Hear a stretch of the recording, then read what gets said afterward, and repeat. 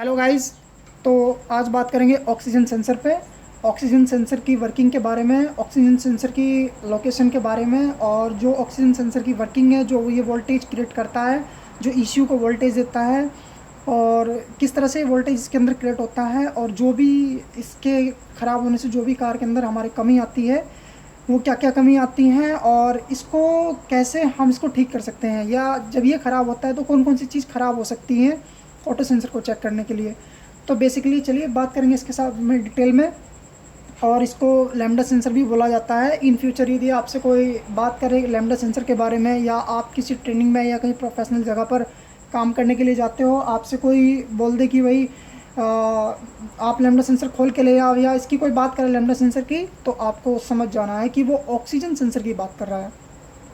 तो चलिए करते हैं स्टार्ट वीडियो। तो हमारा जो ऑक्सीजन सेंसर है, ऑक्सीजन सेंसर बेसिकली एग्जॉस्ट पे लगा हुआ होता है, जो हमारी एग्जॉस्ट की पाइप होती हैं।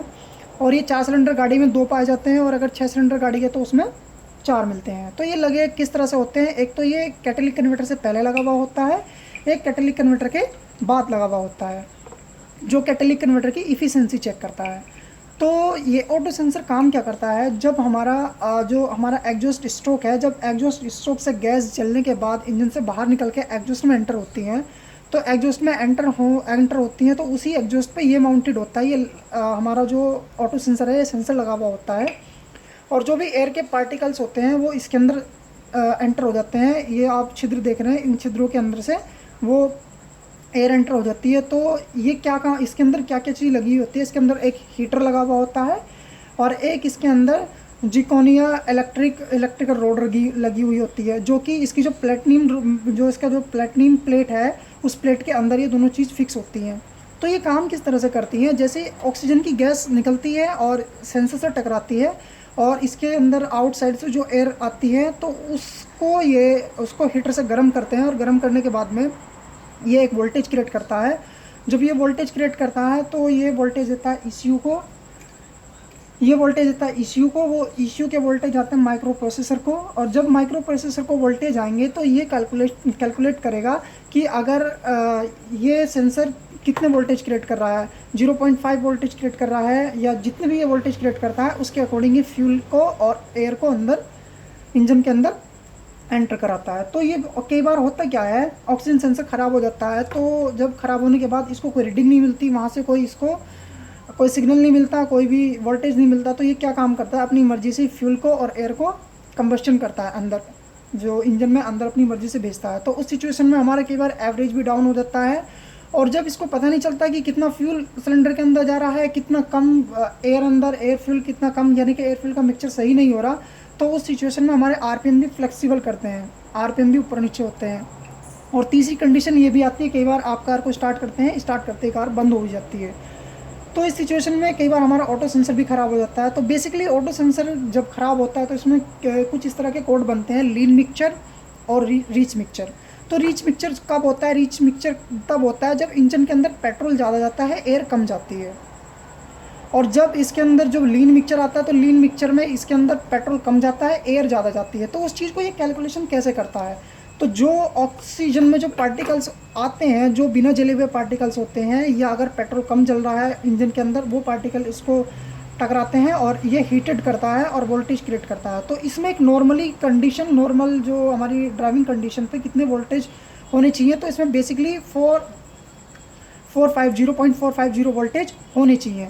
इसको एक रेशो मेंटेन करने के लिए, इंजन का रेशो मेंटेन करने के लिए, क्योंकि कोई भी इंजन बेसिकली तभी स्मूथ रहेगा जब उसका इंजन का एयर का और फ्यूल का मिक्सचर अच्छा रहेगा, यानी कि उसका रेशो अच्छा रहेगा इंजन का, तभी इंजन परफेक्टली चल पाएगा। अदरवाइज कई बार आरपीएम फ्लेक्सिबल की प्रॉब्लम, कई बार बंद हो जाने की प्रॉब्लम, कई बार एवरेज प्रॉपरली नहीं आता, तो वही प्रॉब्लम चलती रहती हैं। तो ऑक्सीजन सेंसर के जो बेसिकली यही डिटेक्ट करता है कि इंजन के अंदर फ्यूल कितना जल रहा है, और फ्यूल ज़्यादा तो नहीं जा रहा, या फ्यूल अगर ज़्यादा जा रहा तो प्रॉपर जल रहा है या नहीं जल रहा। तो ये यही चीज़ डिटेक्ट करता है, एयर का और फ्यूल का मिक्सचर जब इस पर आके लगता है तो उसमें डिटेक्ट करता है कि ऑक्सीजन के कितने पार्टिकल है, इसमें शुद्ध ऑक्सीजन कितनी बाहर जा रही है। अगर ज़्यादा ऑक्सीजन बाहर जा रही है तो फिर ये लीन मिक्सचर का कोड दे देगा, यानी कि जो हमारा इंजन है, इंजन के अंदर पेट्रोल कम स्प्रे हो रहा है। तो ये उसी के अकॉर्डिंग वोल्टेज क्रिएट करेगा। ये फिर अगर लीन मिक्सचर है तो फिर ये लो वोल्टेज क्रिएट करेगा, और अगर रिच मिक्सचर है तो फिर हाई वोल्टेज क्रिएट करेगा। अब ये लो और हाई वोल्टेज क्या है? जब भी लो वोल्टेज क्रिएट करेगा तब इश्यू को पता चलेगा अब ये लो वोल्टेज क्रिएट कर रहा है, तो यानी कि इंजन के अंदर एयर ज़्यादा जा रही है और फ्यूल कम जा रहा है। और जब ये हाई वोल्टेज क्रिएट करेगा तो हाई वोल्टेज पे इश्यू को पता लगेगा कि इंजन के अंदर एयर कम जा रही है और फ्यूल ज़्यादा जा रहा है। तो उसमें क्या होगा, कभी कम ज़्यादा होएगा तो उसमें इंजन का जो है रेशो नहीं बन पाएगा और इंजन कभी भी स्मूथ नहीं रहेगा। या तो आरपीएम फ्लेक्सिबल की प्रॉब्लम रहेगी या फिर वही एवरेज की प्रॉब्लम चलती हैं। तो मैं इसकी कुछ डेफिनेशन के बारे में बात करूँगा, मैं कंप्यूटर के थ्रू समझाऊंगा आपको कि कंप्यूटर में क्या बताया इसने। जो भी मतलब कंपनी बेसिकली ऑक्सीजन सेंसर का जो वर्क है मैं आपको वो बताऊंगा एक्चुअल में, और मैं इसकी आपके साथ में वायरिंग का डायग्राम भी शेयर करूंगा। थोड़ा सा मैं बताऊंगा कि इसकी वायरिंग भी कैसे कैसे होती है, कितने वोल्टेज आते हैं। तो चलिए मैं इसकी डेफिनेशन के बारे में बात करता हूँ।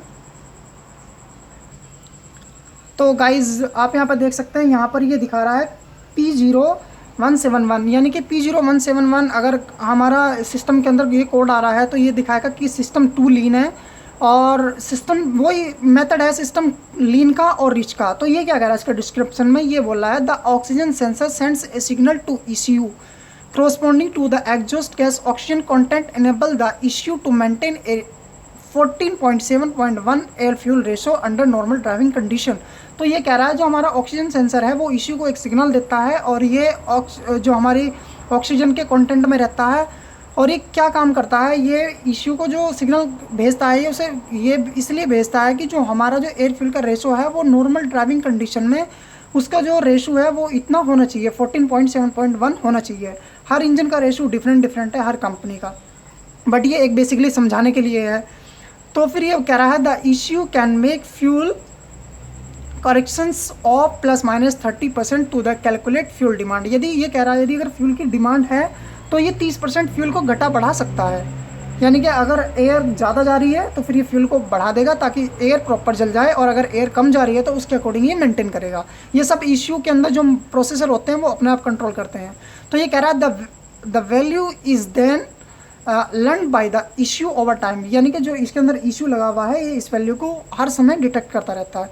If the issue determine A reach condition exist, यानी कि ये कह रहा है अगर इश्यू जो है हमारा एक रीच कंडीशन डिटेक्ट करता है ऑक्सीजन सेंसर के थ्रू, तो कह रहा है oxygen sensor above 450 millivolt, यानी कि कह रहा है अगर ऑक्सीजन सेंसर के अंदर 450 मिली वोल्ट के ऊपर वोल्टेज जा रहा है तो इसके अंदर रीच मिक्सचर का कोड क्रिएट हो जाएगा। तो रीच मिक्सचर क्या होता है, जब पेट्रोल प्रॉपर नहीं जलता या पेट्रोल इंजन के अंदर ज़्यादा जाता है तब ये रीच मिक्सचर बनता है। जब पेट्रोल एग्जॉस्ट से ज़्यादा निकलता है तो इसके अंदर जो हीटर लगा हुआ होता है वो ओवर हीट होता है, और जैसे ही वो उसकी हीट बढ़ती है तो ये हीटिंग से वोल्टेज क्रिएट करता है जो ECU को भेजता है, और वहीं से इसको पता लगता है कि वोल्टेज अब ज़्यादा हो रहा है तो यानी कि पेट्रोल ज़्यादा जा रहा है, अब वोल्टेज कम हो रहा है तो फिर इसके अंदर एयर ज़्यादा जा रही है।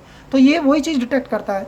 तो फिर ये आगे क्या बोल रहा है, it will decrease the calculate fuel demand, increase the two maintain ए 14.7 जो इसका रेशो है। तो जितना भी होगा अगर इसके अंदर रीच मिक्सचर जा रहा है तो फ्यूल की डिमांड को कम कर देगा, यानी कि इसका रेशो जो है मेंटेन रहे।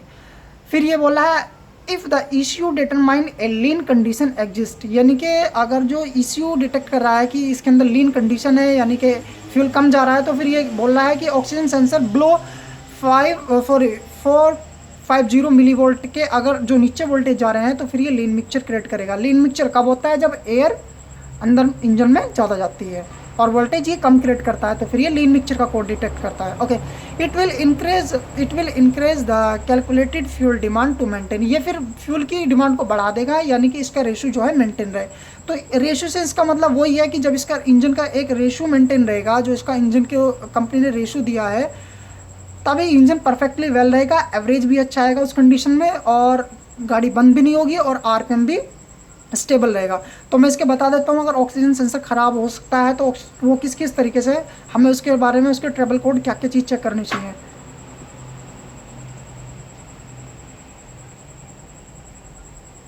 तो जो इसके पोटेंशियल फेलियर है ये वो कुछ बता रहा है ये, तो ये कह रहा है कि फ्यूल प्रेशर टू लो भी हो सकता है, या फिर कहीं से एयर भी लीकेज हो सकती है, क्योंकि अगर एग्जॉस्ट की कहीं से एयर भी लीकेज हो जाएगी तो उसको प्रॉपर ऑक्सीजन नहीं मिलेगा और ये प्रॉपर वोल्टेज क्रिएट नहीं करेगा। या फिर ये कह रहा है कि फ्यूल के अंदर फिर वाटर आ गया, वाटर इन फ्यूल, या फिर जो है ये कह रहा है कि एग्जॉस्ट की गैस लीकेज है, या फिर जो है मतलब जहाँ पर ये हमारा वो कह रहा है ना, जहाँ पर भी हमारा ऑक्सीजन सेंसर लगा हुआ है, ऑक्सीजन सेंसर से पहले ही इसमें कहीं ना कहीं से गैस लीकेज होगी, या फिर इसमें इंजेक्टर का फॉल्ट भी हो सकता है, इंजेक्टर ओवर स्प्रे कर रहा हो, ठीक है। फिर ये कह रहा है सेंसर कनेक्टर भी हो सकता है इसका, और इसकी वायरिंग भी हो सकती है।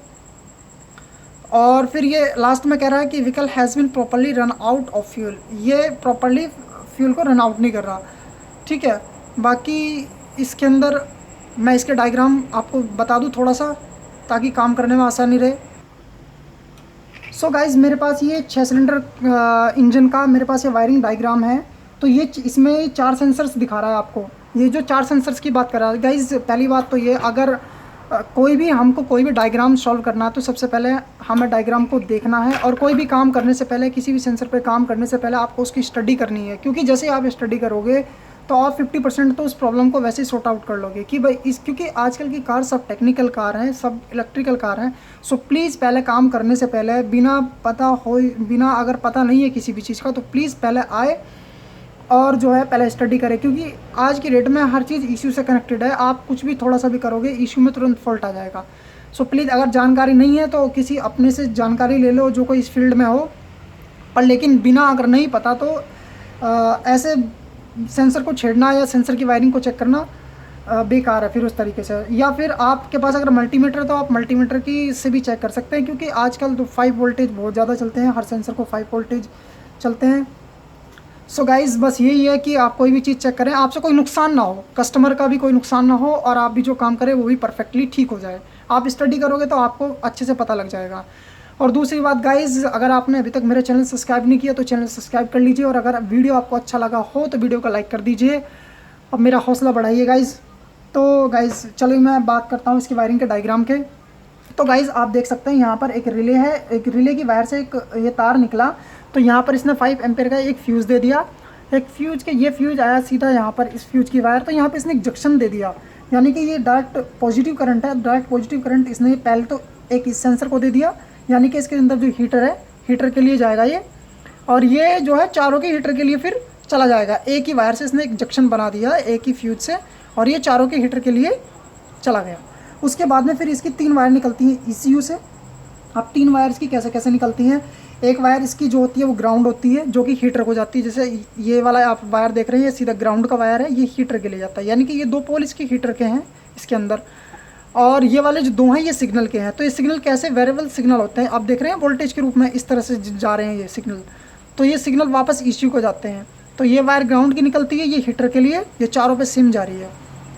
और इसने क्या किया, एक वायर को यहाँ से यहाँ दे दिया इसके सेंसर के अंदर, यानी कि ये सेम ही काम करता है। ये बैंक 1 का है और ये बैंक 2 का है, क्योंकि 6 सिलेंडर में 2 हेड मिलते हैं बेसिकली, और जिसके अंदर भी 6 सिलेंडर 2 हेड होंगे उसके अंदर ये 4 सेंसर होंगे।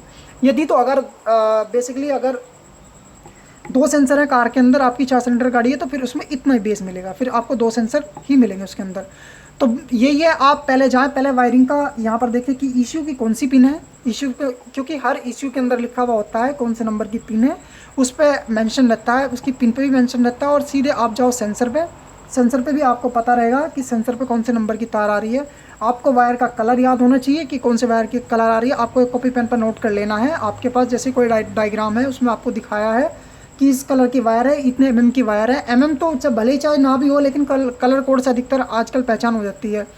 तो बस आपको पिन टू पिन याद रखना है, कौन सी पिन कौन सी वायर कहाँ पे जाके कनेक्ट हो रही है अकॉर्डिंग टू उसके। तो अगर कोई प्रॉब्लम आ रही है वायरिंग में, सबसे पहले वही अपना सिंपल वायरिंग की कंटिन्यूटी चेक करो कि वायरिंग यहाँ से यहाँ तक की ठीक है। अगर वायरिंग ठीक है, कहीं से शॉर्टेज नहीं है, कुछ नहीं है, तो फिर आप अपना सेंसर चेक कीजिए। और अगर सेंसर भी ठीक है, फिर आप अपना ECU चेक कीजिए, ECU में तो कोई प्रॉब्लम नहीं है, या जितने भी सेंसर पे वायर आ रहे हैं जहाँ से पॉजिटिव जो भी है आप सब उसको चेक कीजिए। तो ओके गाइस, बस इस वीडियो में इतना ही। मैं इसको ऑटो सेंसर को चेक करने का तरीका बताऊँ। ऑटो सेंसर की 2 पिन पर कंटिन्यूटी आएंगी, और इसमें कुछ रेजिस्टेंस की मात्रा भी रहेंगी, लाइक 005 समथिंग दिखाएगा ये रेजिस्टेंस। तो गाइज़ ओके, थैंक यू, इस वीडियो में इतना ही। और गाइज़ अगर वीडियो अच्छा लगे तो प्लीज़ वीडियो को लाइक कर देना और चैनल को सब्सक्राइब कर लेना। और जो भी आपका कोई क्वेश्चन हो, कुछ भी हो, आप चाहे कार कस्टमर हैं या आप चाहे मैकेनिक हैं, जो भी कोई आपको एडवाइस लेनी है तो प्लीज़ आप कमेंट कर सकते हैं। कहीं भी आप किसी भी प्रॉब्लम में फंस रहे हो या कुछ भी